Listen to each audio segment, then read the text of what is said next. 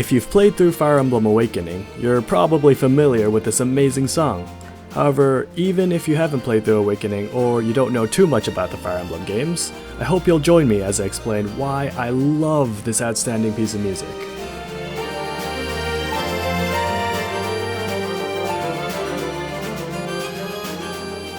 So, first things first, I do not have a degree in music or anything of this sort.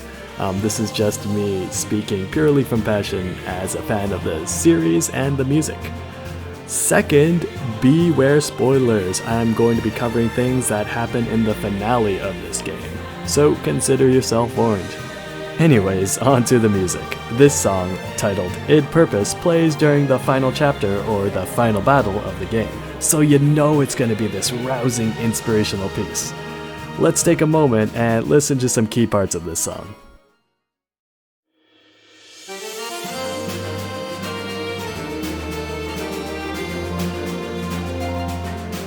It starts off kind of understated for the game's final battle music. There's a constant snare drum that gives it this military imagery, but at the same time you can also hear this harp part, which gives off kind of a soothing aura. Overall, it feels very bittersweet for most of the song.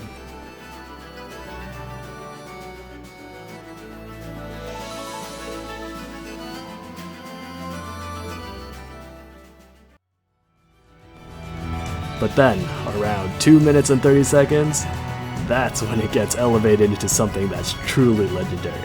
Here, just listen.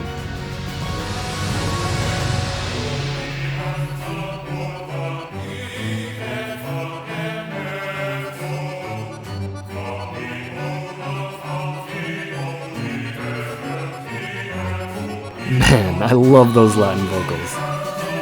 It starts off pretty simple. There's a male vocal part here and a couple of instruments, but slowly they add more and more parts. Another vocal part here, more instruments there. Each new melody building off of the one that came before it. Each one just as epic as the previous one.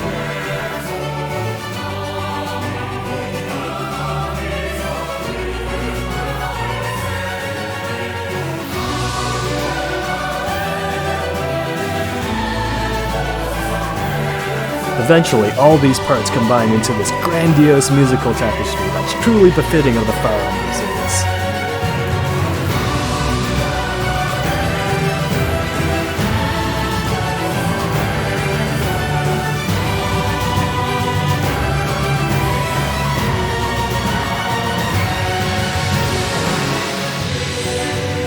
I hope we can agree that even from a purely musical standpoint, this song is downright amazing. However, to fully understand the reason why I love this piece so much, we're gonna have to go beyond the song itself. Let's take a quick look at the history of the Fire Emblem series. The first game in the series, simply titled Fire Emblem, was released in Japan in April 20th, 1990. However, it wasn't until 13 years later in 2003 that American audiences would receive their first Fire Emblem game.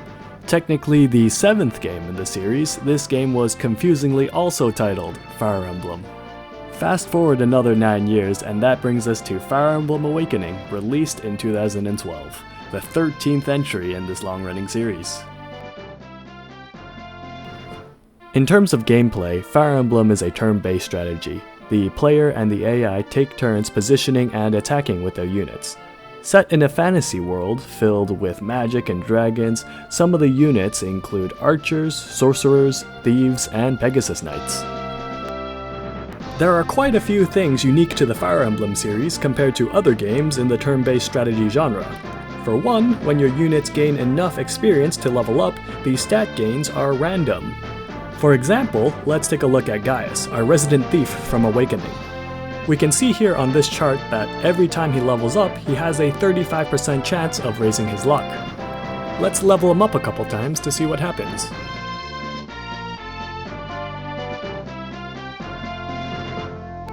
He gained luck both times. That's a roughly 12% chance of that happening 2 times in a row. Quite lucky, both for Gaius and for us. This randomness factor makes your character's growth feel very unique. For example, in my playthrough, Gaius might turn into this overpowered monster on the battlefield, cutting swathes through the enemy easily. However, in my friend's game, he might end up flimsier than paper, barely able to swat a fly. Another mechanic unique to Fire Emblem is unit supports. If compatible characters fight near each other and help each other out, their bonds can grow. The stronger their bonds, the stronger they get when fighting near their friends. Not only that, but every time their support level increases, it triggers a conversation scene between the two characters. Sometimes this conversation introduces a side plot, or it can just further our understanding of the character's past, their personality, and/or their motivations. An interesting thing is that this support mechanic is completely optional and easily missable. In many cases, you have to go out of your way to position compatible units next to each other to foster their friendship. That leads to one of the main things that drew me into the Fire Emblem series, permanent death, otherwise known as permadeath. With the exception of one or two of the main protagonists, when one of your unit dies in battle, they're permanently gone. No game over screen, the mission and the story just continues on without them. This can be especially brutal considering all the time we spent leveling them up and nurturing their friendships with their comrades in arms. When this happens, the player has two choices. They can continue the battle without them, or they can reset, starting the battle over from the very beginning. Most players, however, grow quite attached to their units, and would rather reset dozens of times in order to secure victory without suffering a single casualty. The battles in the Fire Emblem series are already notoriously difficult, and permadeath adds an extra layer of tension and difficulty on top of that. A single mistake in positioning, underestimating an enemy unit, or sometimes just plain bad luck can lead to you losing a beloved unit, sending you on a self-imposed reset back to the beginning of the level. Next, let's look at some things Awakening added to the Fire Emblem formula. Whereas in previous games, each unit only had a handful of other units that they could build supports with, Awakening exponentially expanded the character's potential friendship circle. Instead of just 3 to 5, some characters in Awakening can befriend dozens of their comrades. And while marriage between units were possible on rare instances in previous games, Awakening essentially lets you play matchmaker with your whole army. If you build up the support of any two characters of the opposite gender, you can have them romance each other, eventually resulting in children. Keep the children in mind, we'll return to that later. The other innovation is the player character. Sometimes called your avatar, this is a custom unit the player can create to represent themselves in the game. Though technically introduced a couple games earlier, Awakening marks the first time the player avatar was deeply entwined with the plot. Going back to supports for a second, the player character is the only one able to befriend pretty much every single unit in the roster. There are many more additions and new mechanics implemented in Awakening, but we'll leave it at that for the moment. Now, let's focus on the story leading up to the final confrontation. At the beginning of the game, your character, or your avatar, wakes up with amnesia, but eventually joins Prince Crom's army as their tactician. After some defensive wars against neighboring nations, a mysterious figure appears, who eventually reveals herself as Lucina, Crom's future daughter. She explains that in the future she came from, the world has been destroyed by Grima, a mythical ancient dragon of overwhelming malice. Grima was supposedly defeated 1,000 years ago, but has somehow been revived in the near future. With most of the world destroyed, Lucina and her friends make a last-ditch effort by taking a one-way trip back in time into the current timeline. So remember earlier when we were talking about how you could build these supports between your troops and that can lead to marriage and that leads to children? Well, Lucina and her friends are the resulting children of our matchmaking efforts. However, they're all grown up now because they come from 15 years or so from the future. It's worth pointing out that if we didn't take the time to play Cupid with our troops, those children don't appear, because if their parents never got together, well then the children are never born. But don't worry, in our story, the children are all accounted for. However, it turns out that in the future timeline, most of the parents had sacrificed their lives in the fight against Grima, in order to buy time for the children to escape. So many tears are shed when the future children reunite with younger versions of their parents, who are alive in the current timeline. Now we have future children fighting alongside their parents, with the singular goal of preventing Grima's resurrection. It turns out that Grima was revived in the future timeline because this cult had forced Grima's lingering spirit into your character or your avatar's body. With Grima's soul possessing the body, he summons his physical dragon form back into the world. Returning to current day, the solution seems to be stopping the cult before they can help Grima possess your character. But it turns out that the evil possessed you from the future followed the children when they jumped back in time. And despite everyone's best efforts, Grima is summoned into the current timeline, threatening to destroy the world once more, this time ahead of schedule. Before the final confrontation, Chrom seeks the help of the goddess Naga. While she blesses his sword with a power to strike down Grima, she warns that Grima can only truly be killed by Grima himself. Even if Chrom slays him, Grima's spirit will live on and one day reawaken much like he has now. This brings us to the final battle of the game, taking place on the back of Grima's dragon form. If Chrom can defeat the evil future version of your avatar, Grima will be sealed away for 1,000 years. We've covered a brief history of Fire Emblem, the series' unique gameplay mechanics, and the plot leading up to this grand conclusion. Alright, I've been waiting for this part. Now, I'll walk us through the key moments in this battle, but from here on out, I'll also be interjecting with a lot of my own personal experiences and opinions. The beginning of the fight starts terribly. Grima blasts your entire army with dark magic, almost obliterating all your comrades. Not only that, he traps your character in a dimensional prison, isolating you from the rest of your friends. All seems lost, but then in the distance, you hear familiar voices calling out to you.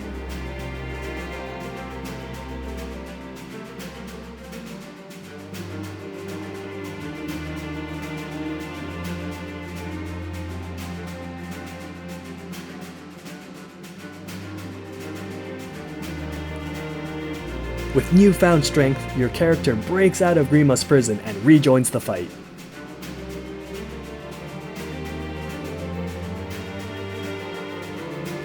In all honesty, the whole gaining strength from the power of friendship is kind of an overused trope when it comes to video games and anime.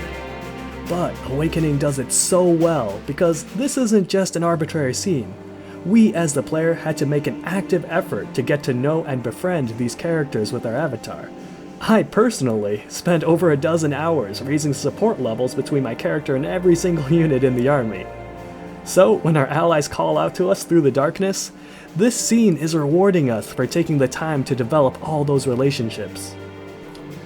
So this is also where our song Id Purpose kicks in. So a quick tangent. In the previous few missions and battles leading up to the finale, I had to reset quite a few times. The levels were quite difficult, and I'd lose a unit by making a mistake, or I'd get caught off guard by enemy reinforcements.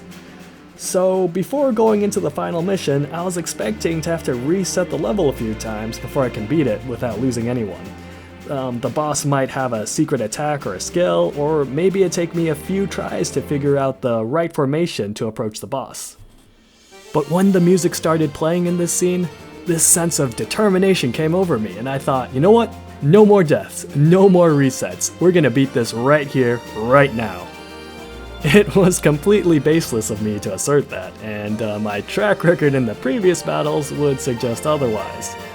But against all odds, I did end up beating this level on my first try. And that's what good music can do. It completely changed my mindset and pushed me past the limits of my tactical and strategic skill. Anyone with a workout soundtrack can attest that the right music can help you push that extra mile or that extra set.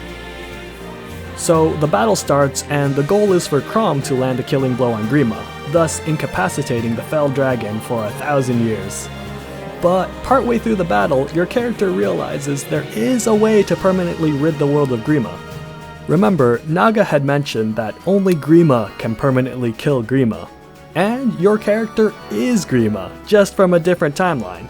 So by having your avatar land a killing blow on your possessed future self, you can fulfill the requirement of Grima killing himself. But Naga warns you that since you and your evil future self are inextricably linked, killing one would surely end the other as well. Remember near the beginning of this video when I mentioned that most of the song sounded very bittersweet, sad almost? I think it very accurately conveys this plan of self-sacrifice. Win or lose, your character knows that this battle is probably their last moment. But their final hour is spent fighting alongside friends, fighting for the future. Now, the struggle for the future wasn't just in-game, there was a parallel situation in real life as well. Despite being a long-running series dating back to 1990, sales were down after the 2008 release of Shadow Dragon. The 12th entry, New Mystery of the Emblem, released in 2010, was even less successful, and sales plummeted further. The series was doing so badly that Nintendo issued an ultimatum to the Fire Emblem development team.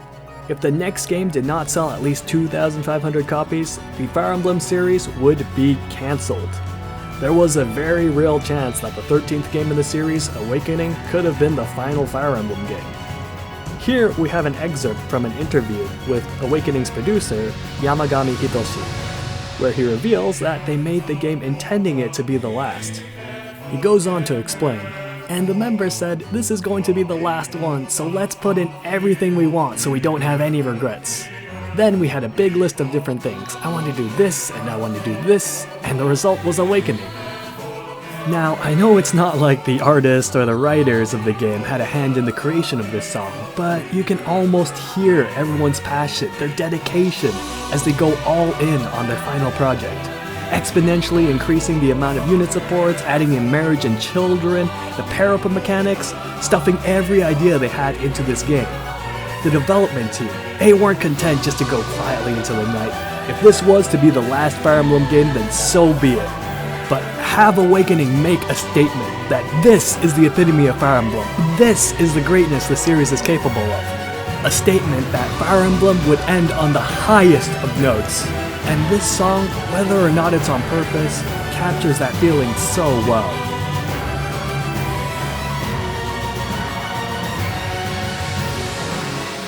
And all of it paid off. Awakening smashed its sales goal, and is more popular today than ever. This is where I think that the composer, Morishita, pulled out all the stops. To understand, we're gonna switch gears a bit. Let's listen to the main theme from Fire Emblem 7.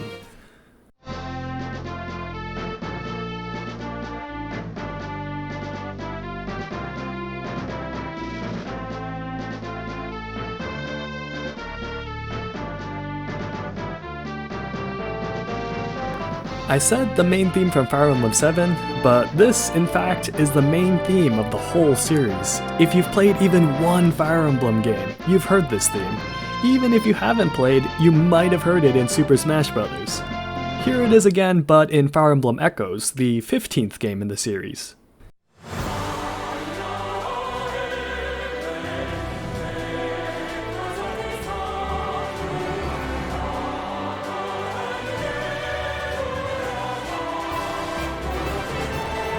Now, back to our song Id Purpose from Awakening. It first starts off with male vocals, but listen for when the female voices come in.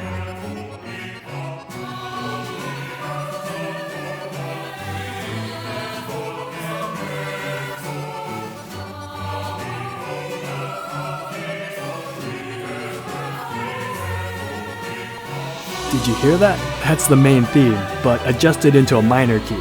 By doing this, Morishita transforms Fire Emblem's triumphant fanfare theme into this feeling of an epic struggle.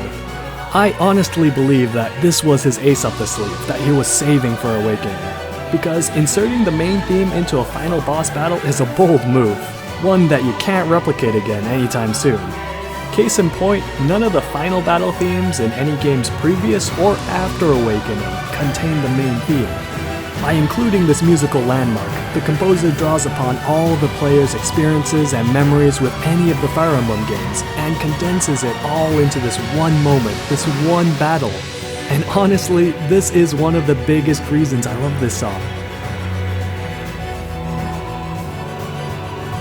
The final reason I love this piece is more of an amalgamation of the previous reasons. The bittersweet notes of the song are much like the bittersweet feelings your avatar experiences when preparing to sacrifice themselves. And that echoes the bittersweet feelings of the development staff as they bid a potential farewell to the series.